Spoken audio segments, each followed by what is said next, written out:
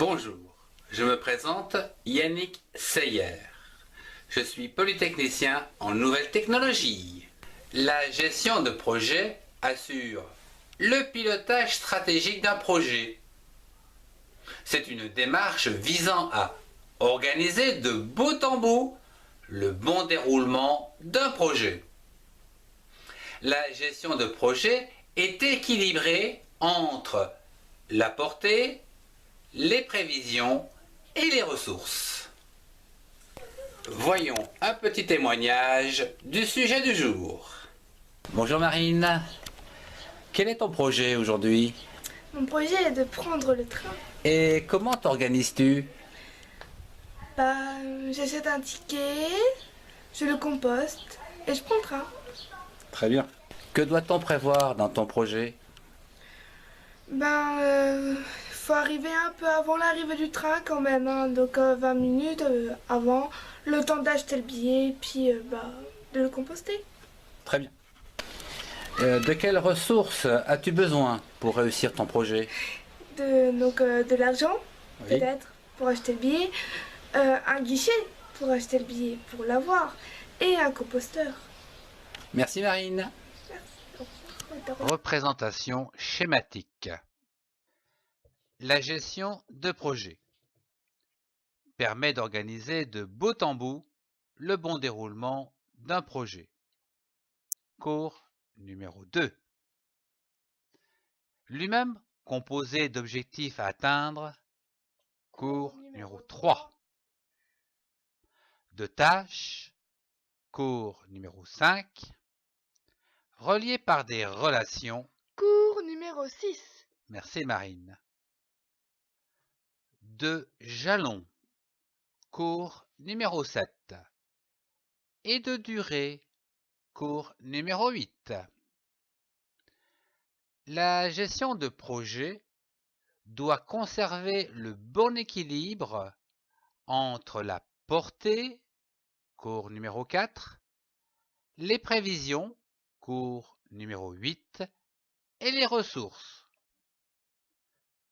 La gestion de projet peut être planifiée, cours numéro 11, être représentée graphiquement à l'aide de réseaux, comme par exemple le diagramme de Gantt, cours numéro 12, et les marges, cours numéro 13.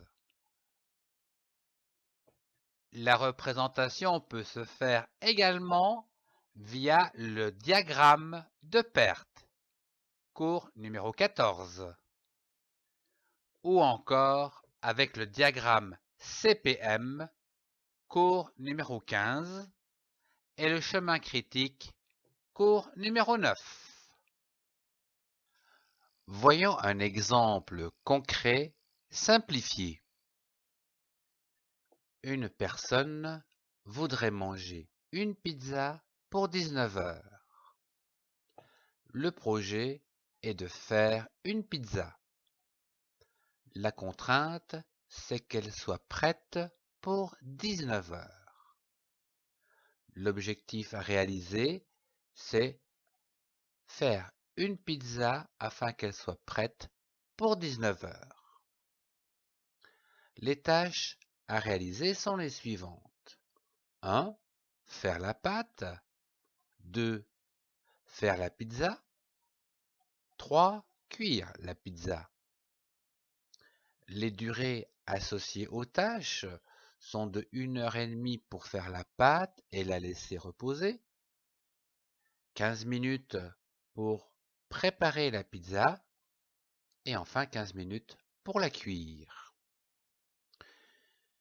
Les ressources pour faire la pizza et la pâte, eh bien, ce sont les ingrédients plus une personne. Idem pour faire la pizza. Et un four et de l'électricité pour la cuire. Voyons à présent la planification. Puis le calendrier. De manière à manger ou à avoir une pizza prête pour 19 heures, il va falloir commencer à cuire la pizza au plus tard à 18h45 pour qu'elle soit prête à 19h. Faire la pizza au plus tôt à 18h30 de manière à ce qu'elle soit terminée pour 18h45. Quant à faire la pâte, eh bien, il faut commencer à 17h15 pour qu'elle soit prête à 18h30. Un projet. Un projet, c'est un ensemble d'activités coordonnées et maîtrisées entre des dates pour atteindre chaque objectif conforme aux exigences. Elles mettent en œuvre les ressources, comme par exemple les moyens humains, matériels et services. Et ceci dans un but d'atteindre chaque objectif dans un délai fixé. Voyons un petit témoignage du sujet du jour. Bonjour Marine. Bonjour. Quel est ton projet aujourd'hui? Mon projet est d'aller à la piscine. Quel objectif te semble le plus important? De choisir une piscine. As-tu des exigences? Qu'elle soit ouverte et en plein air. Et quelles ressources as-tu besoin pour mener à bien cet objectif? Une ressource internet. D'accord. Merci Marine. De rien. Au revoir. Représentation schématique. Un projet. Un projet est un ensemble d'activités coordonnées et maîtrisées dans une gestion de projet. Voir le cours numéro 1.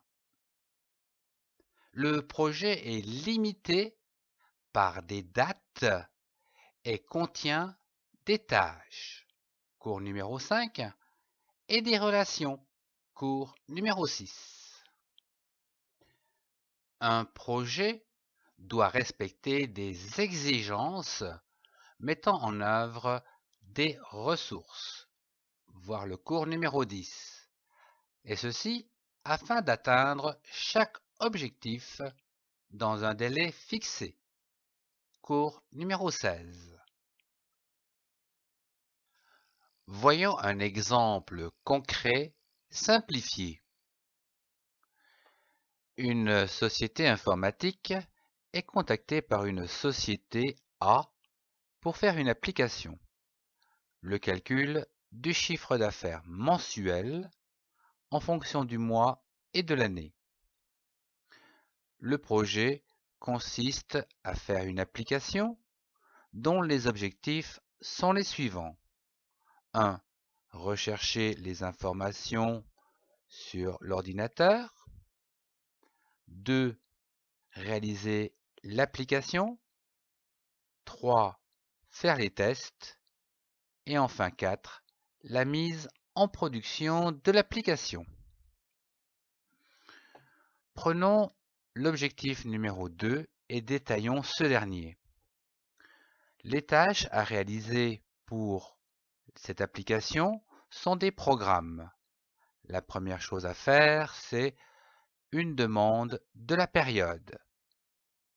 Un deuxième programme avec le calcul du chiffre d'affaires en fonction de cette période. Et enfin, la troisième tâche, l'affichage. Associé aux tâches, nous pouvons donner les durées. Pour le programme de demande de période, nous pouvons estimer 2 heures, le calcul du chiffre d'affaires 3 heures et enfin l'affichage 2 heures. Quant aux ressources associées aux tâches, elles sont de 1 programmeur et 1 ordinateur pour chaque tâche. Un objectif. Un objectif représente un but à atteindre. Il doit être clair, chiffré et daté, de manière à obtenir un résultat conforme à des normes de qualité et de performance. Voyons un petit témoignage du sujet du jour. Bonjour Marine. Bonjour. Dis-moi, quel est ton projet aujourd'hui? Mon projet, c'est d'organiser une garden party. Yaou! Sur quel objectif travailles-tu actuellement? Les faire part. As-tu déjà chiffré les durées que ça va te prendre? Il me faut 11 jours pour trouver l'imprimeur, lui donner la maquette et recevoir les faire part. Merci. As-tu des normes et des performances? Des faire part au moindre coût, dans les meilleurs délais. Merci Marine. Au revoir. Au revoir. Représentation schématique. Les objectifs de projet. Un objectif représente un but à atteindre dans un projet. L'objectif ciblé doit être chiffré et daté, de manière à obtenir un résultat conforme à des normes de qualité et de performance. Voyons un exemple concret simplifié. Vendre des affaires que l'on ne se sert plus sur Internet. Le projet est de vendre des affaires. Quant aux objectifs, ils sont au nombre de 6. 1. Sélectionner les affaires à vendre. 2. Calculer un prix attractif des affaires. 3. Prendre des photos des affaires. 4. Publier les affaires sur Internet. 5. Recevoir l'argent des affaires. Et enfin 6. Expédier les affaires vendues. Les durées associées à ces objectifs sont les suivantes. 2 jours pour sélectionner les affaires à vendre et 1 journée pour calculer un prix attractif de ces affaires. Puis, 1 journée pour prendre les photos et également la même journée pour publier ces affaires sur Internet. Enfin, je prévois 13 jours pour recevoir l'argent des affaires et 15 jours pour expédier les affaires vendues. Voyons les ressources nécessaires pour atteindre les objectifs. Sélection des affaires à vendre, il faut une personne et des affaires. Pour calculer un prix attractif, une personne suffit. Prendre les photos des affaires, il faut une personne et un appareil photo. Publier les affaires sur Internet, il faut une personne, Internet et les photos. Recevoir l'argent des affaires, eh bien, ça va passer avec une personne et une banque. Expédier les affaires vendues se fera à l'aide d'une personne et de la poste. La portée. La portée représente l'ensemble des tâches nécessaires à la réalisation d'un projet. C'est donc une liste des tâches des différents objectifs constituant le projet. Voyons un petit témoignage du sujet du jour. Bonjour Marine. Bonjour. Quel est ton objectif aujourd'hui? C'est d'apprendre à faire le salto arrière. Parmi les objectifs, quel est celui qui prend le plus de temps? D'exécuter le salto arrière parce qu'on a peur. Et du coup, quand on a peur, on n'ose pas s'élancer. Quelles sont les tâches consécutives afin d'exécuter un salto arrière? Alors, il faut déjà sauter haut, après attendre qu'on soit en haut, grouper et tourner. Et ratterrir. Debout si possible. Représentation schématique. La portée dans un projet. Dans un projet, la portée représente l'ensemble de toutes les tâches nécessaires à sa réalisation. Elle doit correspondre à une liste consécutive afin de répondre aux exigences à atteindre à l'aide des ressources dans un temps donné. Voyons un exemple concret simplifié.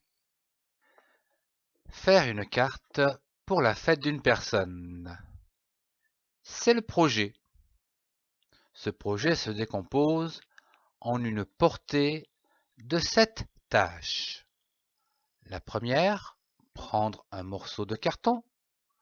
La deuxième, découper-la aux dimensions. La troisième, dessiner et colorier un petit motif. La quatrième, ajouter un titre comme « Bonne fête ». La cinquième tâche sera d'ajouter éventuellement un petit poème. La sixième tâche, mettre la carte sous enveloppe. Et la septième tâche, remettre la carte à la personne. Voyons comment associer les durées à la portée au niveau de chaque tâche. Prendre un morceau de carton va prendre en moyenne 3 minutes par exemple. Découper ce dernier aux dimensions d'une carte, 3 minutes également. Dessiner et colorier un petit motif, disons une dizaine de minutes. Ajouter un titre, 5 minutes. Puis ajouter un petit poème, une bonne dizaine de minutes. Et enfin, mettre la carte sous enveloppe, 3 minutes. Je voudrais insister sur le fait que le délai ici au niveau de la durée se situe au niveau du jour de fête. Voyons à présent les ressources que l'on peut associer à cette portée de cette tâche. Ici, elle est constituée de une personne plus des fournitures. Une tâche. Une tâche, c'est une action à mener pour aboutir à un résultat. À chaque tâche définie, on peut associer un objectif précis et mesurable, des ressources humaines, matérielles et financières adaptées, une charge de travail qui s'exprime en nombre de journées hommes, ainsi qu'une durée. Dans un planning, les tâches sont reliées entre elles par ce que l'on appelle des relations de dépendance. Voyons un petit témoignage du sujet du jour. Bonjour Marine, quel est ton projet aujourd'hui? C'est de faire un gâteau, mais bien sûr, pour 16 heures. Pour atteindre tes objectifs, comment t'y prends-tu? Je prépare la pâte et je la cuis. Et je la sors du four. De quelles ressources as-tu besoin pour finaliser ton projet? Des ingrédients, du four, de l'électricité et surtout de moi, d'une personne. Comment planifies-tu les tâches dans le temps? 1. La pâte. 2. La cuisson. Et 3. La présentation. As-tu une idée des prévisions que tu as besoin pour réaliser ton projet? Si je compte bien, il faut que je commence à 2h30, puisque je compte une demi-heure pour la préparation. Donc voilà, et une demi-heure pour la cuisson et une demi-heure pour la présentation. Ce qui nous fait un total de 1h30. Merci Marine. Au revoir. Au revoir. Représentation schématique. La tâche d'un projet. Dans un projet, la tâche est une action permettant d'aboutir à un résultat. Dans un planning, les tâches sont reliées entre elles par des relations de dépendance. Voir le cours numéro 6. À chaque tâche définie, on doit associer un objectif précis et mesurable, but, durée, etc. Des ressources humaines, matérielles, financières et des services adaptés. Une charge de travail qui s'exprime en nombre de journées hommes. Voyons un exemple concret simplifié. acheter une voiture. C'est un projet qui peut compter différents objectifs, dont les plus importants seraient choisir la marque, choisir la couleur, proposition commerciale, respecter les contraintes, telles que les finances, choix final, la compte et la commande, et finalement la réception et le solde. Décomposons le premier objectif qui est de choisir la marque. Nous pouvons y trouver différentes tâches, comme par exemple 1. La liste des avantages d'une marque. En 2. La liste des inconvénients. Et en 3. Le choix de la marque. Ces tâches sont associées à des durées. La liste des avantages va nous prendre une journée de recherche, la liste des inconvénients une journée également, et le choix de la marque définitive nous prendra 2 jours. Les tâches sont bien sûr associées à des ressources, une personne pour faire des recherches, l'accès Internet, des revues, l'avis des amis, mais également des propositions commerciales. Les relations successeurs et prédécesseurs. Dans un projet, les relations assurent l'enchaînement entre les tâches. Les dépendances des tâches sont liées par une notion dite de successeur et de prédécesseur. Les successeurs étant la séquence des tâches et les prédécesseurs, ce sont donc les références à ces successeurs dans le planning. La réalisation des relations peuvent donc s'effectuer de différentes façons, à savoir une relation entre deux tâches, fin-début, qui est la plus classique, ou encore fin-fin, début-fin, et enfin début-début. Voyons un petit témoignage du sujet du jour. Bonjour Marine. Bonjour. Quel est ton projet aujourd'hui? Rapporter des livres à la bibliothèque. Comment t'organises-tu? Faut que je trouve tous les livres. Faut que je les prenne et que je les amène à la bibliothèque. Quelle relation y a-t-il entre les tâches?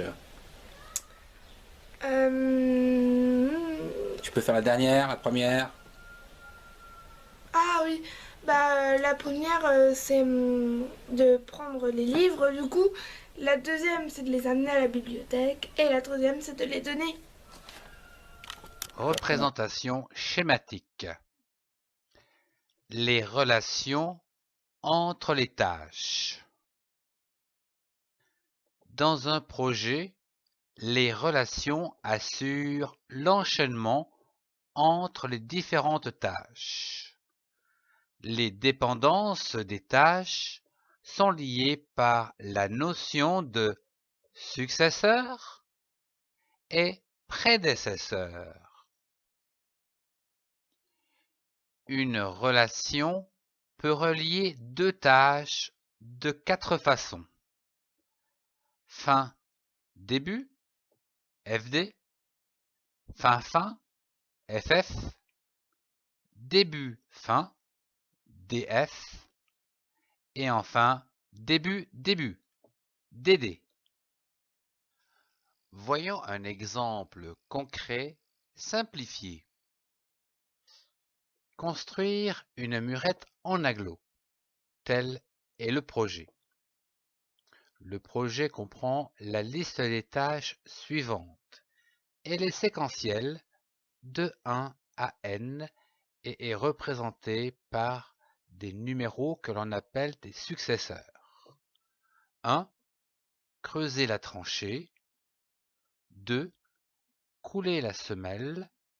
3. Poser le premier rang d'agglos.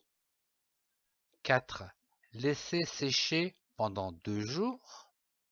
5. Poser les agglos suivants. Et 6. faire le crépi. Afin de réaliser les relations entre les tâches, les prédécesseurs permettent de situer l'action après les successeurs. 1. Creuser la tranchée, c'est la première étape. 2. Couler la semelle se fait après la première étape. Le prédécesseur ici est 1. Poser le premier rang d'agglos se fait après les successeurs 1 et 2. Laisser sécher 2 jours se fera après avoir posé le premier rang d'agglos, c'est-à-dire le successeur 3.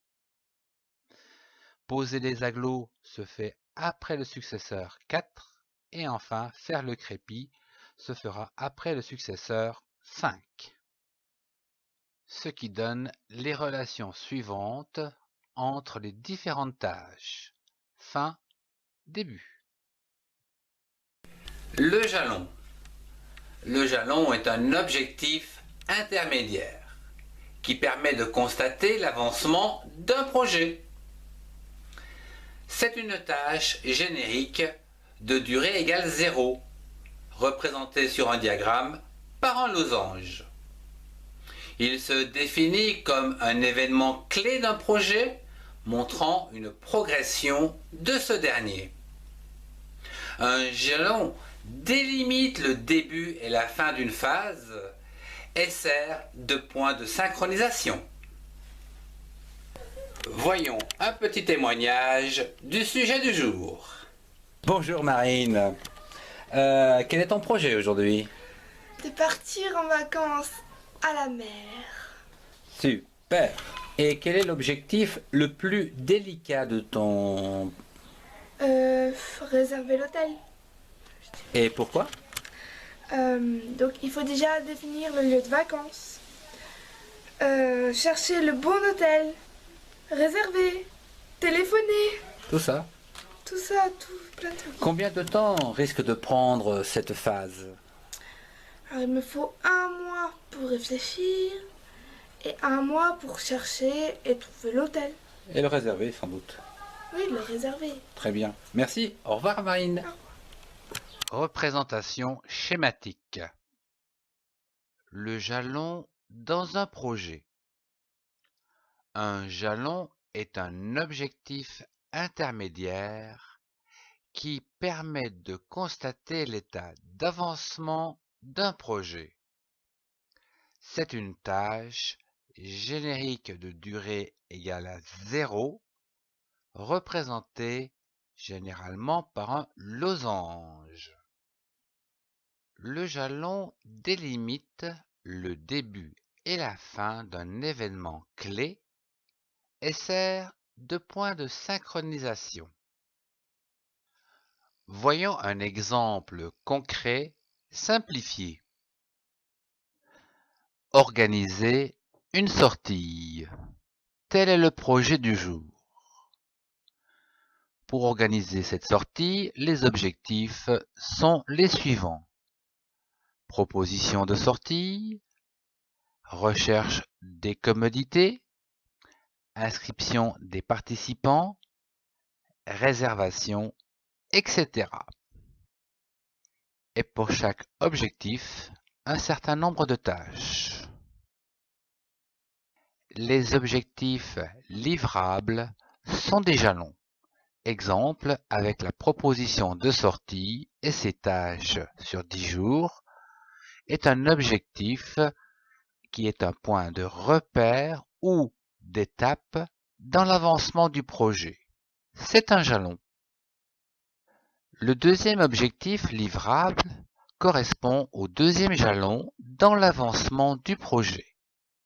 Idem dans l'objectif livrable numéro 3 qui correspond à un jalon de l'avancement du projet, etc. La durée et la prévision.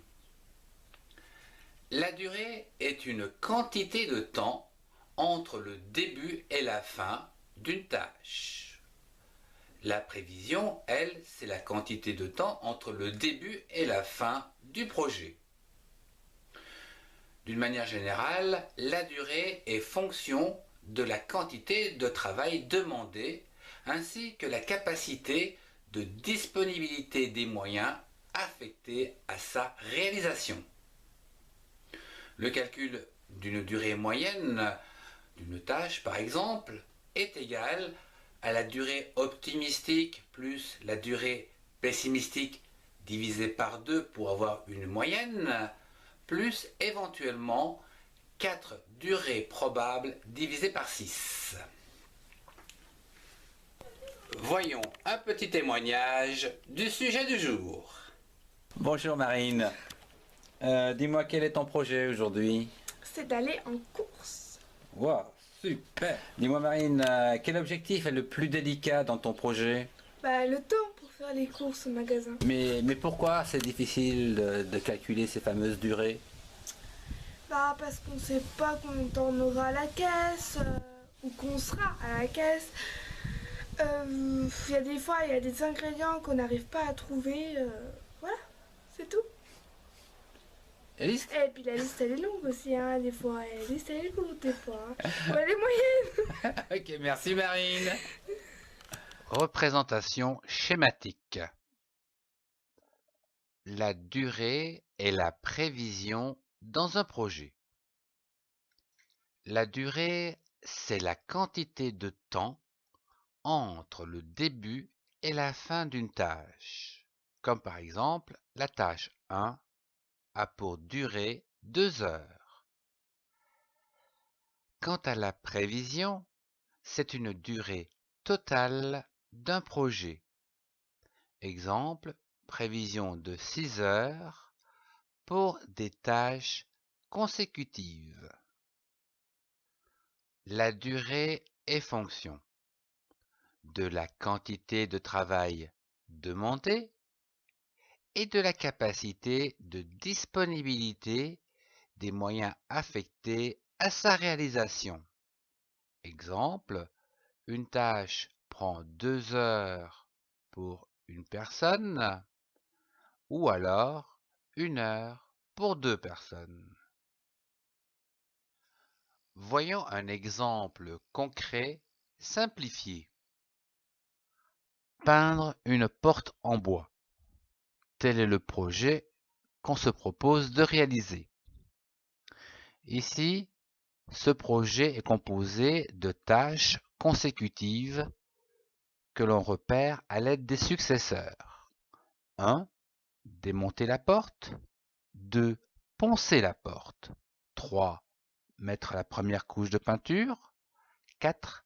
Mettre la deuxième couche de peinture. Et 5. Mettre la porte en place. L'enchaînement des tâches est décrite par les prédécesseurs. Ici, pour la tâche numéro 2, elle est consécutive à la tâche numéro 1. La tâche numéro 3, première couche, est consécutive à la tâche numéro 2. Quant à la tâche numéro 4, elle est consécutive à la tâche numéro 3 plus un jour, le temps de séchage. Et enfin, la tâche numéro 5 sera consécutive à la tâche numéro 4 plus un jour. Voyons le sujet de notre cours, à savoir les durées, qui sont divisées en durées de travail et de contraintes. Pour toutes les tâches, nous pouvons dire qu'il nous faut 1 heure. Par contre, au niveau des contraintes, pour le séchage de la peinture, nous devons ajouter à la tâche numéro 3 une journée ainsi qu'à la tâche numéro 4. Ce qui nous permet de planifier et de prévoir la prévision du projet. Première tâche, deuxième tâche, troisième tâche, quatrième tâche et cinquième tâche. Ce qui nous donnera une prévision totale du projet de 2 jours et 5 heures. Le chemin critique. Le chemin critique d'un projet est constitué par l'ensemble des tâches dont la durée impacte directement sur la durée totale du projet. Elle se définit par la somme des durées du chemin le plus long, formé par les tâches dites critiques. Représentation schématique. Le chemin critique d'un projet. Le chemin critique d'un projet est constitué par l'ensemble des tâches, dont les durées impactent directement sur la durée totale du projet. Pour des tâches dites consécutives, c'est-à-dire les unes après les autres, la prévision est égale à la somme des durées de chaque tâche, comme par exemple ici, 2 jours plus 2 jours donne un chemin critique de 4 jours. Voyons un cas particulier pour les tâches dites en parallèle qui s'effectuent au même moment. Ici, par exemple, la prévision sera égale à la somme des durées des tâches pour le chemin le plus long, c'est-à-dire la tâche 0 plus la tâche 2, soit un chemin critique de 4 jours. Voyons un exemple concret simplifié. Prenons le sujet suivant, soit une commande à réaliser chez 3 fournisseurs. Le projet se décline en 2 objectifs ou 2 jalons. Le premier va consister à choisir les fournisseurs et le deuxième réaliser les livraisons. Dans le choix des fournisseurs, il y a 2 tâches, rechercher les fournisseurs et choisir les fournisseurs. Dans le jalon des livraisons, nous avons les 3 livraisons consécutives. Au niveau des prédécesseurs, il est évident que le choix des fournisseurs ne peut se faire qu'après la recherche des fournisseurs, ainsi que les livraisons ne peuvent être réalisées qu'après la tâche numéro 2. Afin de déterminer la durée totale du projet, c'est-à-dire le chemin critique, nous pouvons d'ores et déjà associer les durées aux tâches, à savoir la recherche des fournisseurs 6 jours, le choix des fournisseurs 2 jours. Quant aux livraisons, le camion 1 demande 3 jours, le camion 2 demande 2 jours, et quant au camion 3, lui, il demande 4 jours. À partir des durées et des prédécesseurs, nous pouvons établir le chemin critique, à savoir rechercher les fournisseurs va prendre 6 jours, plus 2 jours pour choisir les fournisseurs, à partir de quoi les camions vont arriver. 3 jours pour le premier, 2 jours pour le second et 4 jours pour le troisième. Ce qui nous donne un chemin critique de 6 jours plus 2 jours plus le camion qui va prendre le plus de temps, c'est-à-dire 4 jours, soit au total 12 jours pour réaliser notre projet. Les ressources. Les ressources d'un projet représentent les personnes et les équipements ainsi que les services qui effectuent ou aident à la réalisation des tâches d'un projet. 2 types de ressources sont à considérer pour optimiser un projet. Premièrement, les ressources de travail qui sont constituées par les personnes et équipements qui consacrent du temps aux tâches exécutées. Puis vous avez également les ressources matérielles telles que le stock consommable utilisé pour exécuter les tâches. Voyons un petit témoignage du sujet du jour. Bonjour, Que vas-tu faire aujourd'hui? je vais tondre. Quelles sont les ressources nécessaires pour faire la pelouse? Une personne, une tondeuse et de l'électricité. Dis-moi Hervé, comment t'organises-tu pour tondre? Alors je sors la tondeuse, je la branche jetons. Et après, quand le panier est plein, je le vide. Et quand tout est terminé, je le lave. Très bien. Au revoir Hervé, Au merci. revoir. Merci. Représentation schématique. Les ressources d'un projet. Dans un projet, les ressources représentent les personnes, 1, 2, 3 personnes, les équipements, un outil, une machine, 2 outils, etc. Les services, de l'électricité par exemple, et l'ensemble qui effectue ou aide à la réalisation des tâches d'un projet. Voyons un exemple concret simplifié. Répondre aux emails. C'est le projet que je vous propose d'aborder. Il correspond à l'objectif répondre aux emails et comprend 4 tâches. La connexion à la mailbox, une sélection des emails, répondre aux emails et enfin une déconnexion. Associé donc à ces tâches, nous avons besoin des ressources humaines, à savoir une personne, matériel, un ordinateur, et enfin, au niveau des services, un accès Internet. La planification. La planification consiste 1. À dresser la liste des tâches et des jalons. 2. De déterminer les relations entre les tâches. 3. D'estimer les durées.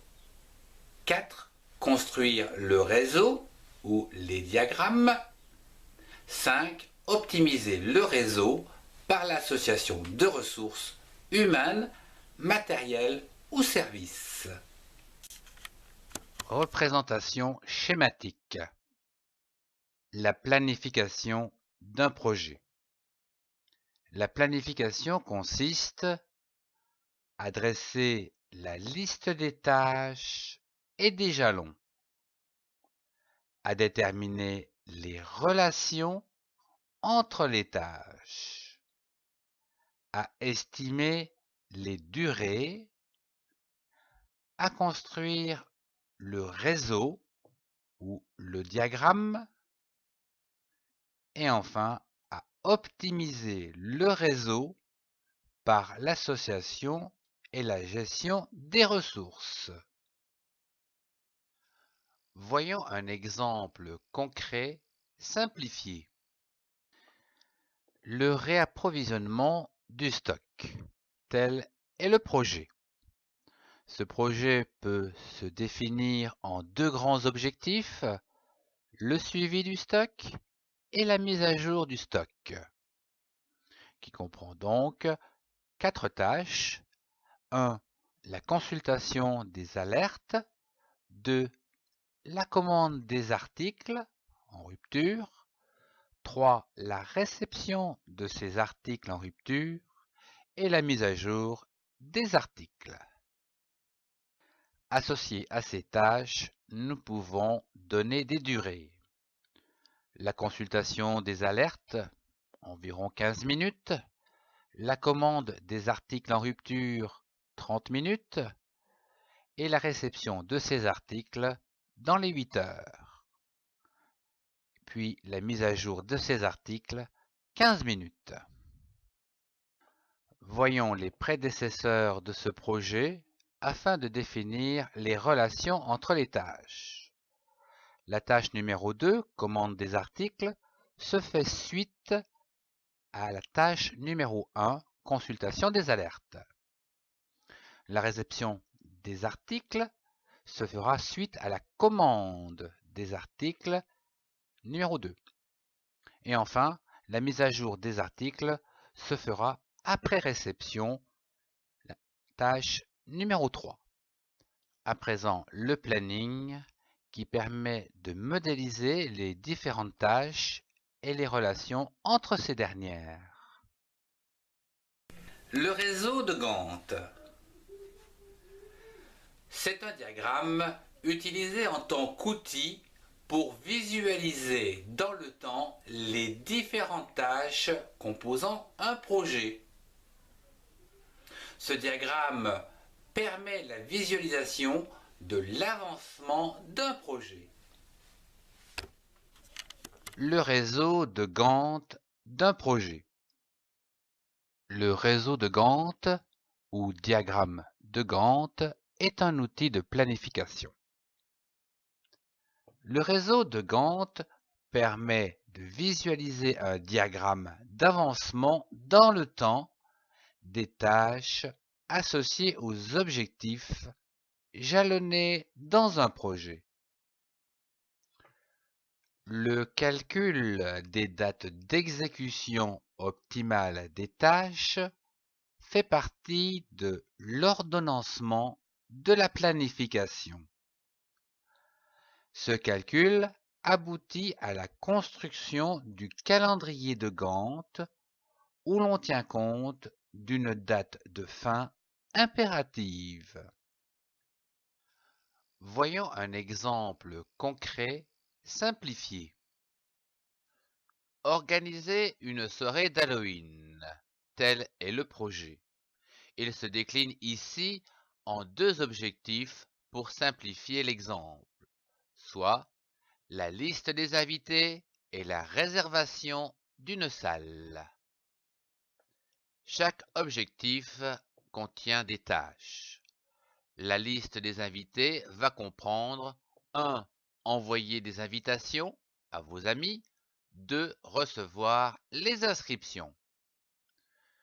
Dans l'objectif numéro 2, réserver une salle, ici il vous faudra en 3 rechercher la salle et 4 réserver cette salle.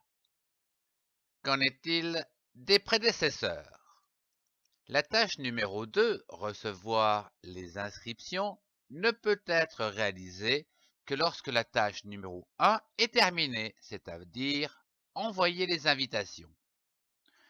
Quant à rechercher une salle, elle peut être réalisée en même temps que la tâche numéro 2, recevoir les inscriptions.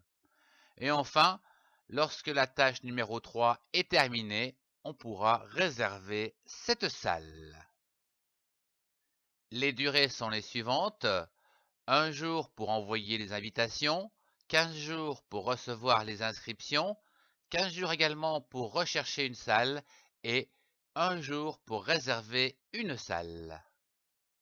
Ce qui permet de dessiner le réseau ou le diagramme de Gantt.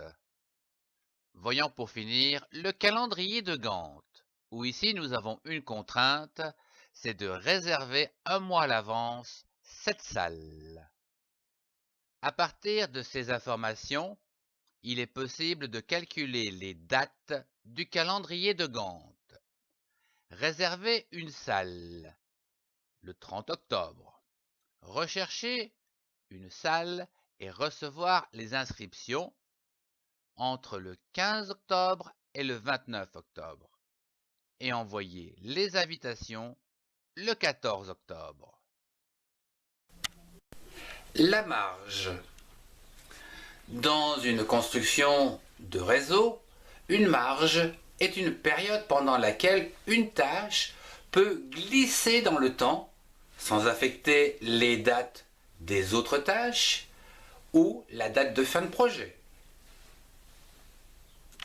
Représentation schématique. La marge d'un projet.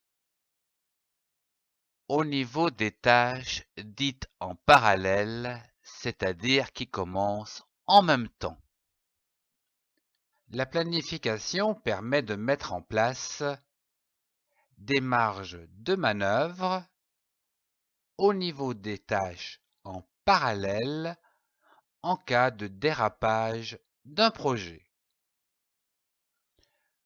En effet, une marge est une période pendant laquelle une tâche peut glisser dans le temps sans affecter les dates des autres tâches ou la date de fin de projet.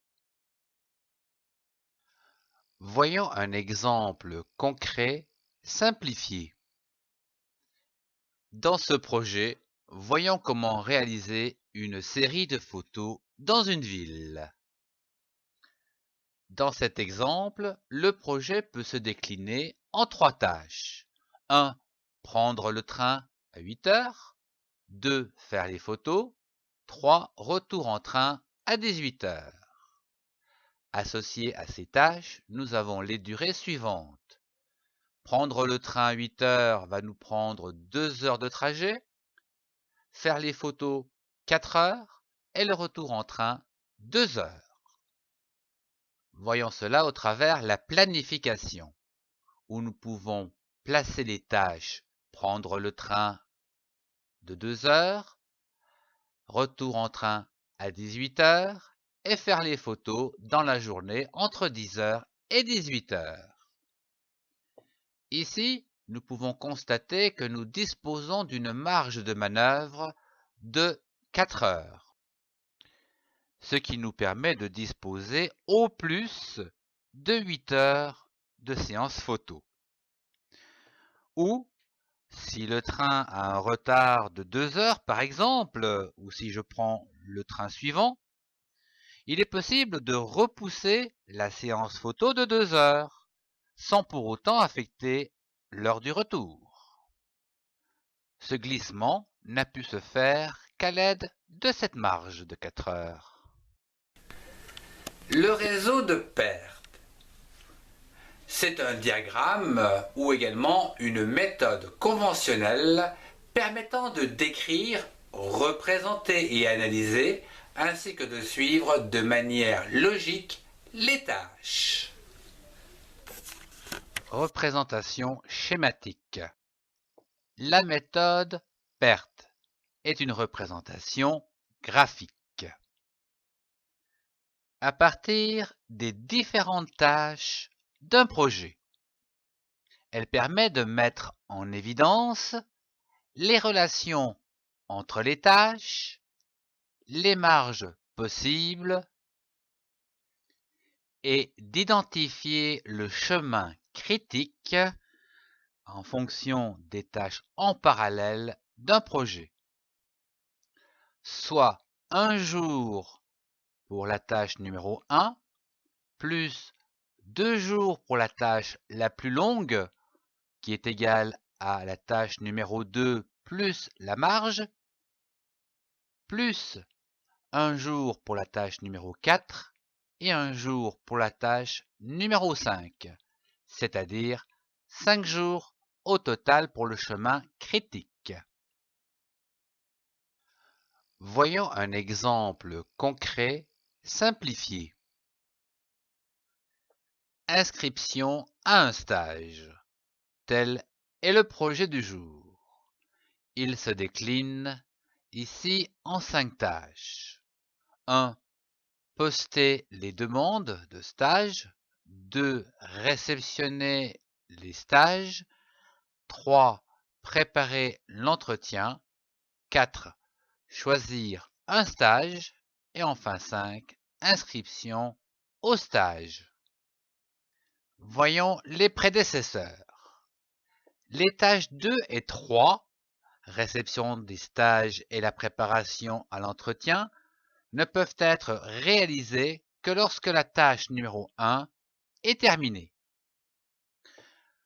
La tâche numéro 4, qui consiste à choisir le stage, ne peut être réalisée qu'après la tâche numéro 2, c'est-à-dire la réception des stages.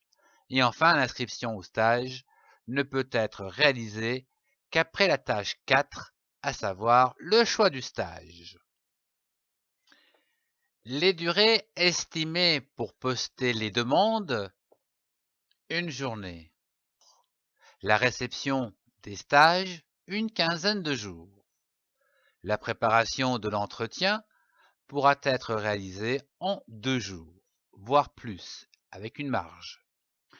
Le choix du stage, quant à lui, prendra 1 jour et l'inscription 1 jour. À partir des informations que nous venons d'élaborer, il est facile de mettre en place la méthode perte au travers un diagramme où nous allons pouvoir y placer les différentes tâches. La 1, puis consécutivement la 2 et la 3 plus une marge, la 4 et la 5. À partir de ce diagramme, il est possible de calculer le chemin critique, qui va donc correspondre à la tâche numéro 1, puis la tâche numéro 2 qui est la plus longue en parallèle à la 3, puis la tâche numéro 4 et la tâche numéro 5, c'est-à-dire 1 plus 15 plus 1 plus 1 égale 18 jours. Le diagramme CPM. C'est un réseau qui consiste en une méthode de chemin critique. C'est un algorithme de planification des activités d'un projet. Représentation schématique. Le réseau CPM dans un projet. Le réseau CPM est une planification datée d'un projet. À partir d'une date butoir de fin de projet, comme par exemple le 8 juin, le réseau CPM permet de déterminer la date de début de projet, le 3 juin par exemple. À l'aide des informations de successeurs, de prédécesseurs et de durée associée aux tâches, le principe consiste à remonter dans le temps. Pour la tâche numéro D, elle va se situer du 8 juin au 8 juin, car elle ne dure qu'une journée, et fait suite aux tâches 2 et 3.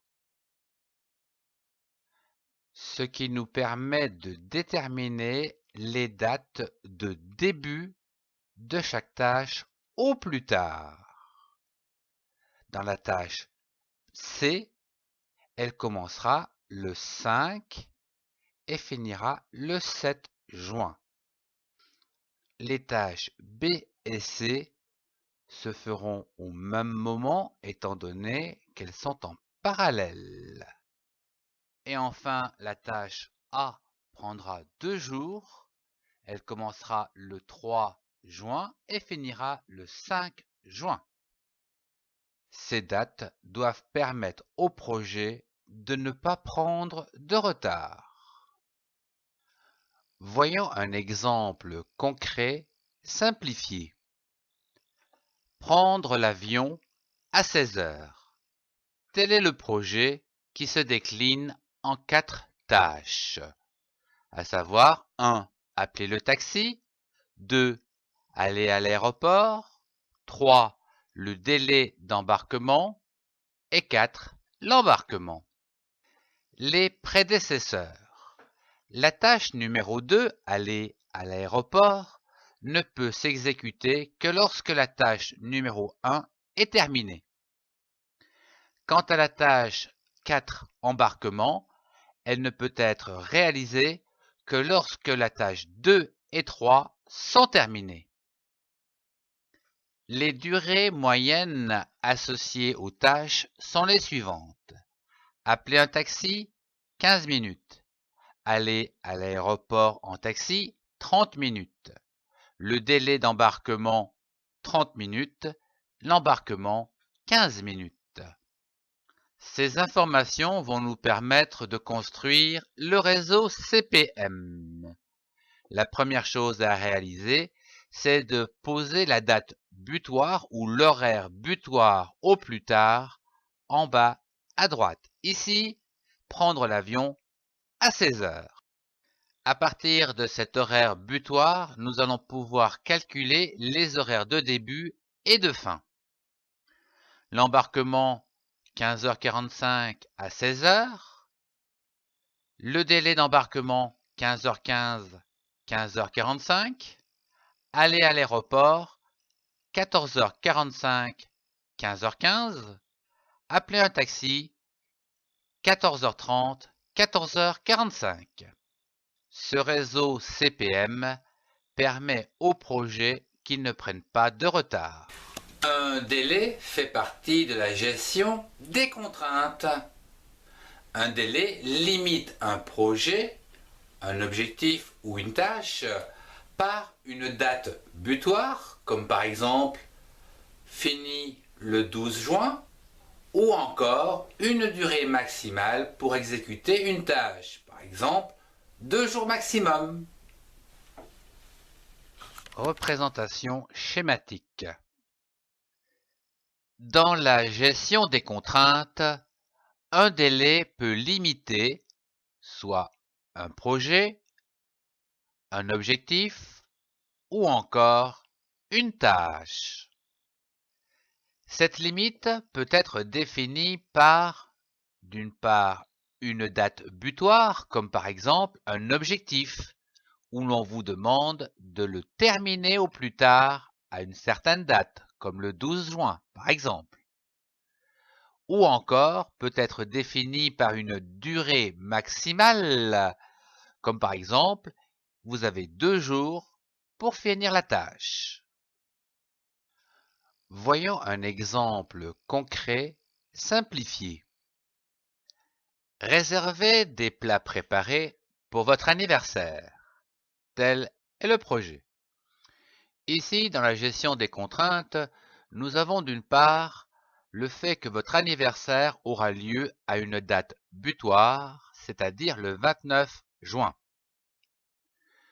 La deuxième contrainte à prendre en considération, c'est que votre traiteur vous demande un délai de 8 jours pour préparer les plats, ainsi que le nombre de plats à préparer.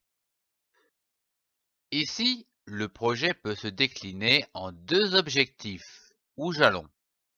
1. Dénombrer le nombre d'invités et 2. Commander les plats préparés. Ces derniers peuvent se décliner en tâches, à savoir 1. Envoyer les invitations, 2. Recevoir les réponses, 3. Comptabiliser les invités, 4. Commander les plats et enfin 5. Chercher les plats. Les durées associées à ces tâches sont les suivantes. Envoyer les invitations, 1 jour. Recevoir les réponses, une quinzaine de jours. Puis comptabiliser les invités, une journée. Commander les plats, une journée. Et chercher les plats, une journée. Côté organisation, voyons les prédécesseurs. La tâche 2 ne pourra se faire que lorsque la tâche numéro 1 sera terminée. Pour la tâche numéro 3, elle ne pourra se faire que lorsque la tâche numéro 2 sera terminée. Quant à la tâche numéro 4, elle ne pourra être réalisée qu'une fois la 3 terminée. Et enfin, chercher les plats, la tâche numéro 5, ne pourra être réalisée que lorsque la tâche numéro 4 sera réalisée, plus un délai de 8 jours. À partir de ces informations, nous allons pouvoir construire le planning, à savoir ici le début et la fin de chaque tâche. Commençons par la dernière tâche, c'est-à-dire la tâche numéro 5, chercher les plats qui doit être réalisé le jour de votre anniversaire, c'est-à-dire une date butoir, le 29 juin. La tâche numéro 4, quant à elle, aura lieu 8 jours avant, c'est-à-dire au plus tôt le 20 juin, et qui se terminera le 28 juin. La comptabilisation des invités se fera le 19 juin, et quant à recevoir les réponses des invitations, cette tâche se fera entre le 4 juin et le 18 juin. Ce qui veut dire qu'il va falloir commencer le projet par envoyer les invitations le 3 juin. Dans cet exemple, nous retrouvons bien nos délais, à savoir le délai de 8 jours pour préparer les plats, ainsi que la date butoir du 29 juin. Je vous remercie de votre attention.